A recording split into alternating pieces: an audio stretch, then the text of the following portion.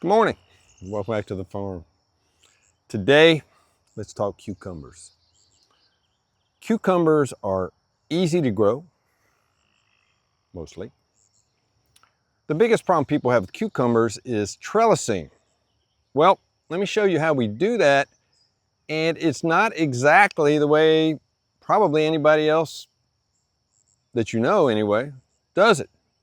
Let's get started. This is where we're going to put them. You can see I've started to use the wheel hoe and we have weeds here. Well, we're like everybody else. We've got pretty inconsistent weather. We've had, a week or so of rain and it's dried up just enough where I can get out here and do this. But there's storms in the area, so let's hope I have time to get this done before they come. It would be a great way to start the cucumbers. So again, first thing I'm going to do is I'm going to finish this up with the wheel hoe. And then we're going to get, hopefully the weeds will at least be minimized to help us later as the crop grows. I have a lot of people ask me about wheel hoes, and I've done several videos on them.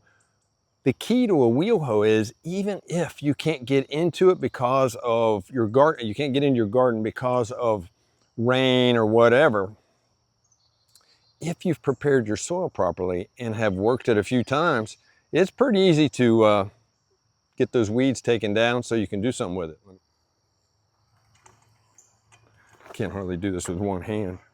It's easy enough where if you've done it right, a young child can do it. Looking good.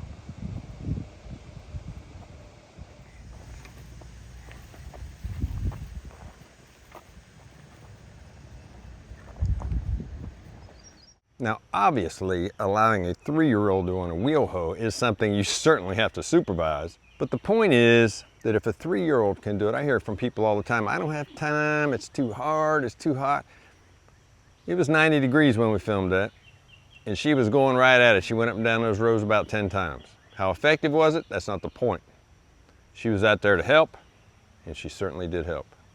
Last time we used the Dibble wheel, we were planting tomatoes or spacing tomatoes. So we've got to reconfigure this for cucumbers. It's not particularly hard to reconfigure.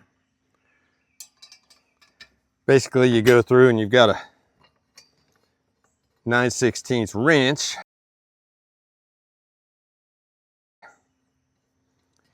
And you go through and you just change your dibbles wherever you want your holes. Now, cucumbers, I try to plant them at about 12 inches, give or take. And this will put us about where we need to be. 12 inches is a little tight, and they may be a little close. But what happens is, first of all, everything doesn't come up. But more importantly is if I get too much germination, which is a glorious thing here on the farm, by the way, I can always cull later. So anyway, it's just something that you need to do. But again, you pull off these, I call them hole punchers. I don't know what the official term is. Grab you a 9/16 wrench, tighten them up, and pretty much good to go. Now I got to put it on the wheel hoe, take the wheel hoe attachment off, put the Dibble wheel attachment on. 2,000 years later. There we go. Dibble wheel is on, and we're heading up to the garden. I have people ask me about this Dibble wheel because we use it a lot here. And they say, that thing is awful expensive. And it is expensive. I mean, it's a couple $100 just as an add-on to the additional wheel hoe. But if you think about this as a production tool, i.e. I can do this a lot faster than crawling around on the ground with a piece of wood, spacing all of my plants over a number of years. This is a long-term investment, and then your return on investment changes considerably. So you might take that into consideration before you start thinking it's a waste of money. Got our stake in the ground. Here's our string, and away we go. Somehow or another, after every time I use this thing, I get a knot in it somewhere. It's the darndest thing. This row is about 100 feet long. Is that a lot of cucumbers? Well, not for us. But it is if you're probably a conventional gardener. Remember, we grow for our food for an entire year. And I really don't care what everybody else does, but the techniques we use are all the same. There's our string all the way down. Now the dibble wheel.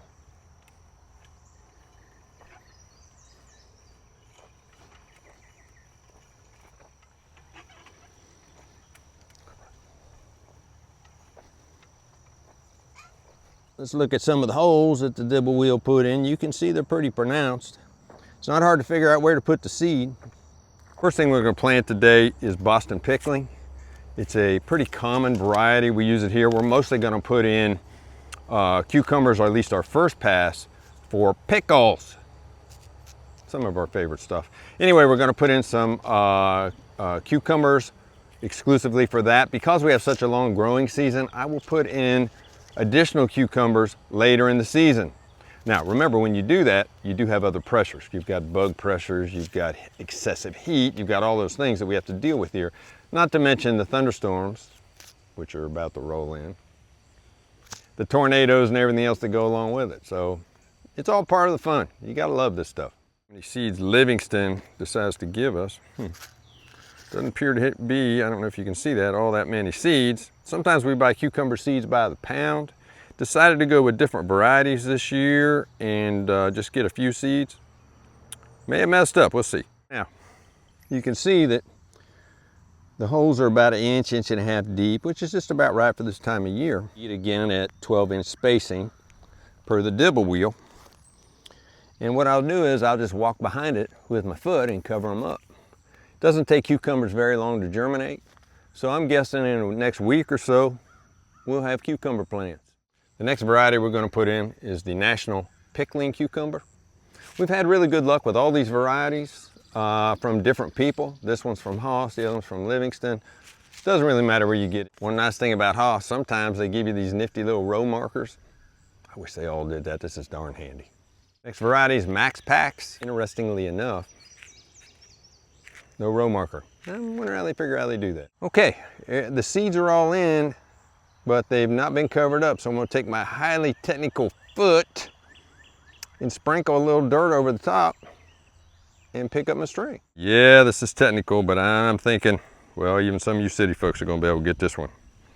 Take your foot, keep the camera straight.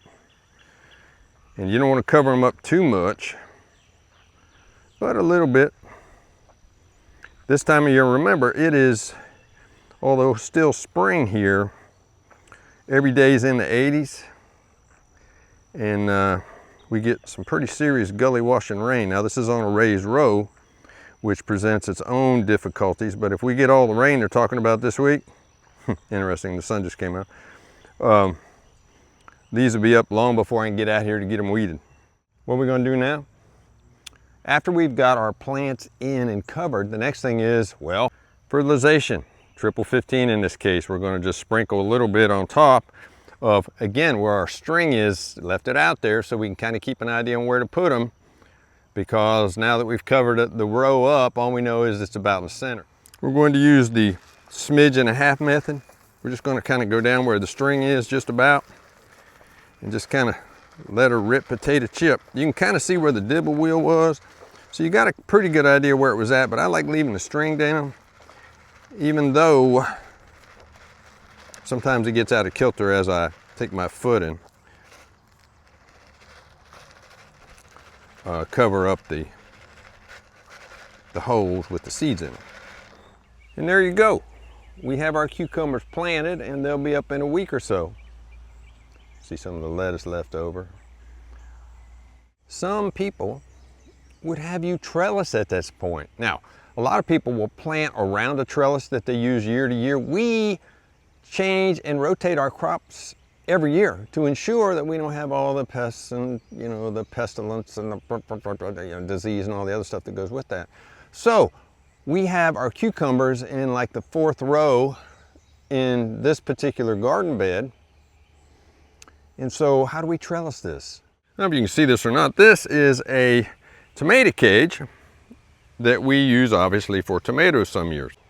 Here's our row. Hopefully it will, they'll all come up.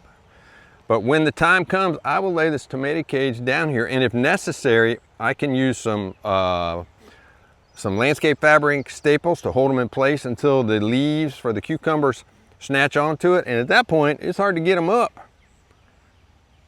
But hopefully the weeds will be minimal at that point, and we'll not only have relatively weed-free cucumbers, but they'll be easier to pick too. If you have any questions or comments on how we plant, maintain, fertilize, or even trellis cucumbers, please let me know. Please like, comment, and subscribe if you like these videos. Until next time, I'll see you down at the barn. Storms are coming.